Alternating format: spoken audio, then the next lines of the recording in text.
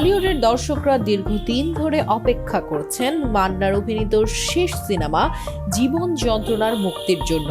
কেবল একটি সিনেমা হিসেবে নয়, বরং মান্নার অসামান্য ক্যারিয়ারের শেষ অধ্যায় হিসেবে এই সিনেমাটি বিশেষভাবে গুরুত্বপূর্ণ। একসময়ের তারকাখচিত নায়ক মান্নার অসাধারণ প্রতিভা আর তার স্টাইল এবং নিজস্বতার জন্য এক স্বপ্নময় জগৎ ছিল। সেই জগতে এক অনন্য উচ্চতায় পৌঁছে গিয়েছিলেন মান্না, যেখানে তার নামের পাশে শুধুই ছিল সাফল্যের গল্প।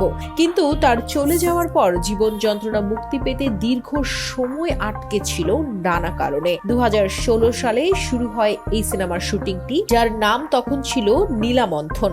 যুদ্ধ এবং প্রেমের গল্প নিয়ে নির্মিত এই সিনেমাটি স্বাধীনতা সংগ্রামের কঠিন বাস্তবতা এবং মানুষদের মধ্যকার সম্পর্কের জটিলতা তুলে ধরেছে। সেন্সর বোর্ডের আপত্তি, নাম পরিবর্তনের প্রয়োজনীয়তা এবং নানান টেকনিক্যাল জটিলতার কারণে সিনেমাটিকে সময় মতো মুক্তি পেতে দেয়া হয়নি। পরিচালক জানিয়েছেন এই সিনেমার শুটিং হয়েছিল 35 ফিল্মে, যা সেই সময়ের জন্য ছিল সাধারণ। কিন্তু এখন সিনেমার নেগেটিভিটি গুলোকে ডিটেল ফরম্যাটে আনার জন্য অনেক কাজ করতে হচ্ছে। তবে পরিচালক জানিয়েছেন যেভাবেই হোক এই বছরের ডিসেম্বরেই সিনেমাটি তারা মুক্তি দিতে চান। দীর্ঘ এই প্রতীক্ষা, নানা প্রতিবন্ধকতা পেরিয়ে জীবন যন্ত্রণা এখন প্রতীক্ষিত সিনেমা হিসেবে দাঁড়িয়েছে।